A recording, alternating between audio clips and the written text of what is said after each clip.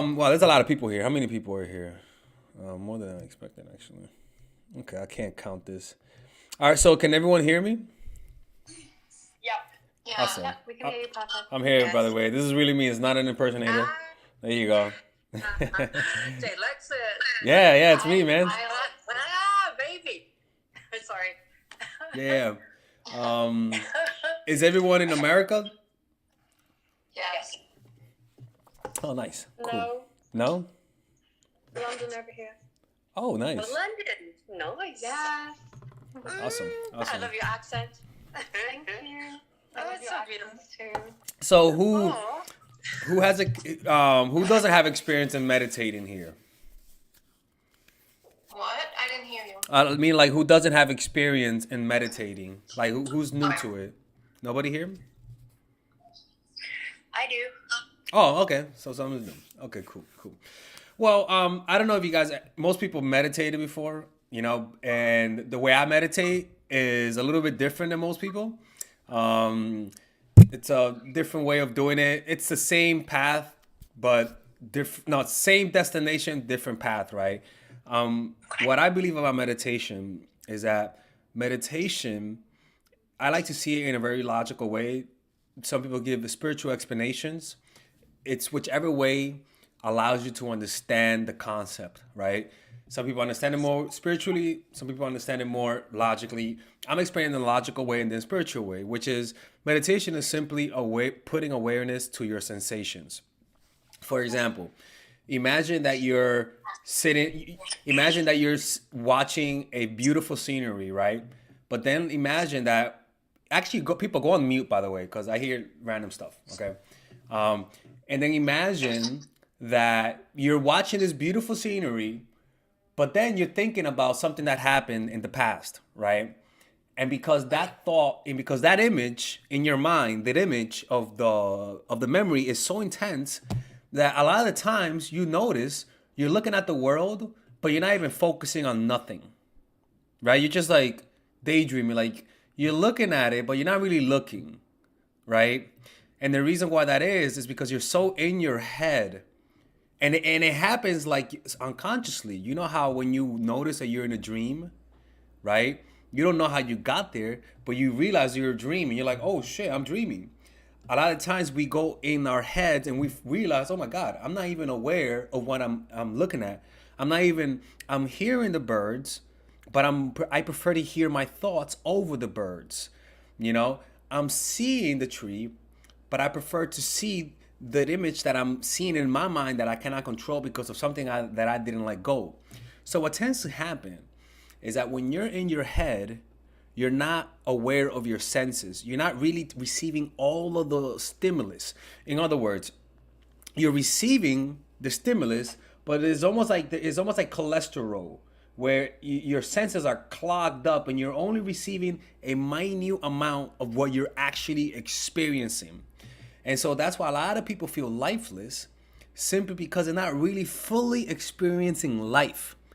Experiencing life is not about having many experiences.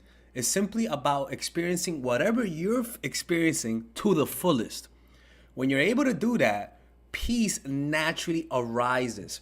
And let me give you an example of this. Imagine that you're somebody who was deaf, couldn't see, couldn't move, right? And all of a sudden, you wake up and now you can see colors for the first time. Now you can see things moving for the first time. Now you could breathe. Now you could move. Now you can hear for the first time. What's gonna happen is that it's almost like the first time you have sugar. The sugar is so intense, it gives you such a rush of dopamine that you feel like energized, right? It's the same thing where you come to this world, you're like, oh my God, a tree. Oh my God, look at that. Why? Because you're taking everything in. Your senses are so they're not used, that they're just waiting for anything. So they're sucking all of the experience in. It's almost like when you're really thirsty and you drink water and you, without even knowing it, you drank the whole bottle of water, right? It's the same thing, that you're taking in so much of the world that it brings joy to you, right? So that's this concept, that meditation is opening up the apertures of life, the apertures of your senses, because most of our senses are constricted because we're so in our heads. Remember, the more in your head you are, the less aware you are of your senses, right? So meditation is all about removing awareness from your mind. In other words, imagine when you're daydreaming, you realize you're daydreaming, and then you're like, oh my God, I wasn't even listening to the professor. You heard your professor, but because you were daydreaming, you weren't really processing. So you become more alert, and now you listen, right? That extra alertness is just you going from, oh my God, I'm in my head. Oh, what I gotta do tomorrow. Oh, blah, blah, blah, to your senses. Let me hear what's right now. Let me hear the sound of the refrigerator. Let me notice the different colors in the room. Let me feel the clothes on me. Let me breathe the scent in this environment. Let me touch something. Let me acknowledge the being. Let me acknowledge every object's existence. What you're doing is that you're just expanding your apertures. So meditation is simply practicing removing conscious energy that's been trapped by your mind and has created an identity out of it and bringing it to your senses. That's all you're doing. You're taking the energy that you give your mind and you bringing it back to where it belongs, into your senses. And when you do that, peace naturally arises because every second is new. Every second feels alive. It's almost like ASMR. When you're listening to ASMR, you hear everything, every syllable, every movement of the mouth, even the saliva, everything, every sound. It's almost like time slows down for the voice, that you hear every purr of the person as they talk. It's pleasurable. And it's almost like ASMR, but for all of your senses, where whenever you pick this up, you put so much attention to picking this up that you feel everything. Then when you drink it, you put all of your awareness to drinking it. That is almost like it's the only thing that exists. And then when you sit, you put all of your attention to sitting because that's all you're doing at this moment. And when you're breathing, you put all of your attention to the breathing because that's the only thing you're focusing in this moment. Now the problem is this, is that it's easier said than done for a lot of people because you forget to do it, right? That's the issue. Is that you guys understand the concept mentally, but you will only really understand this concept through experiencing it. Intellectualizing it will not do you any good, right? If you want to intellectualize it, go to a philosopher and they'll teach you how to understand it. But this is only understood through experience. It's almost like telling somebody who's paralyzed, how do you move your hand? How do you move your hand? I can't do it. I can't just tell my hand to move and you just say, I don't know, I just move it. But how? I don't understand. I'm like, you can't understand it. The only way to understand it is just to actually do it. You can't. You just do it and it happens. Look at this. Like, even you don't understand how this shit fucking happens. It's unbelievable, to be honest with you. Like, it kind of trips me. Like, how am I able to do this? Like, anyways. So, yeah, that's a silly thought. That's a little, yeah. No. So, yeah. So, that's the whole point. So, the way to do it, all right, one sec. The way to do it is to bring conscious awareness to the body. So the meditation that we're going to be doing is simply feeling the body from within, right? Because it's the whole goal of it is to actually feel the whole body. Because what happens is that when you feel the whole body, that takes up so much of your attention. I mean, that literally takes up not an effort attention, but just in awareness. Like, just, it's almost like saying, how far can you see, right? How far can you see, right? That's what I mean. I mean, all the whole body, you'll be able to feel it vibrate.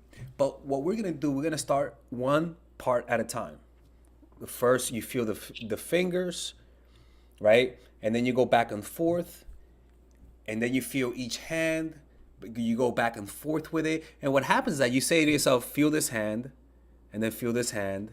Like, and all you're doing is just saying, let me feel this hand more, and then you go to this hand, you feel it more, And what happens is that it's almost like a distraction. In other words, it's an exercise that without you even notice it, you're not going to be thinking, because your attention is just going to be in the body. Thoughts are not going to arise. It's just you're just going to be aware. Okay, this one. That you're just going to be aware of the movement.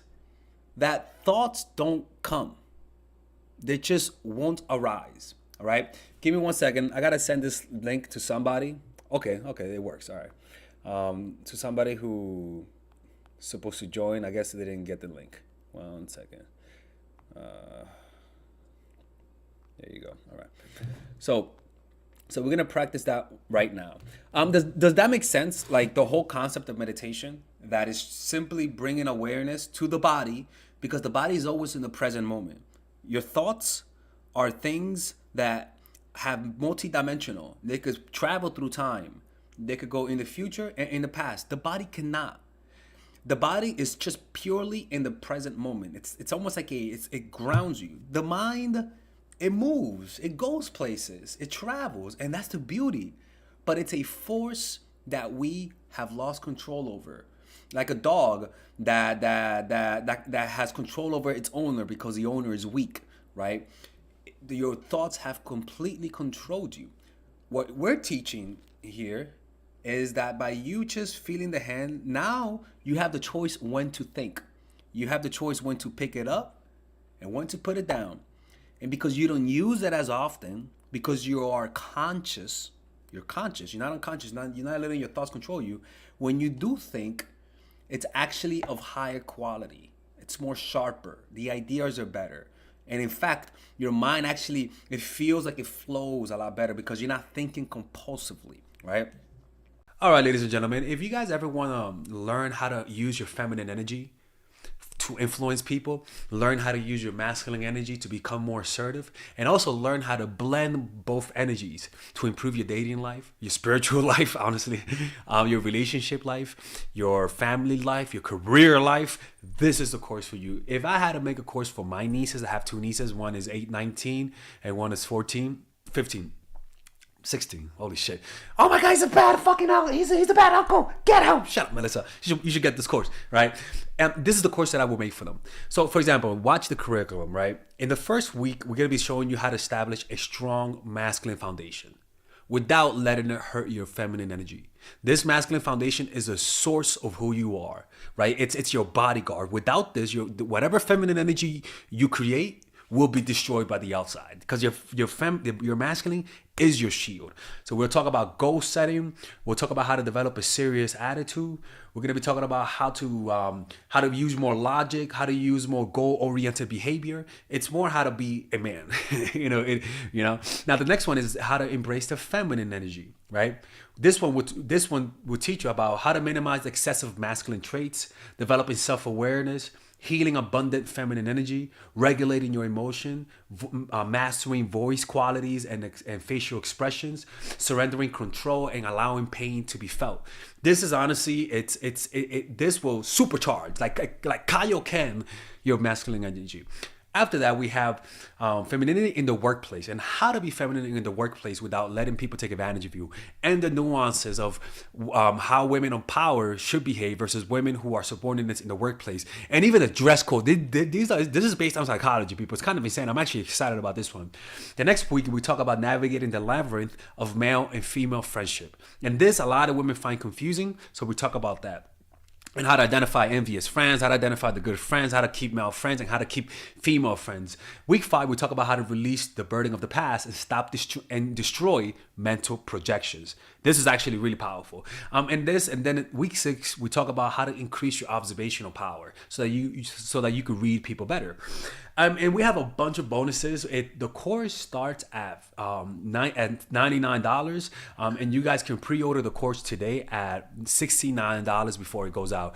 If you're watching this, most likely I'm in the meditation retreat, so I will be praying for all of you guys.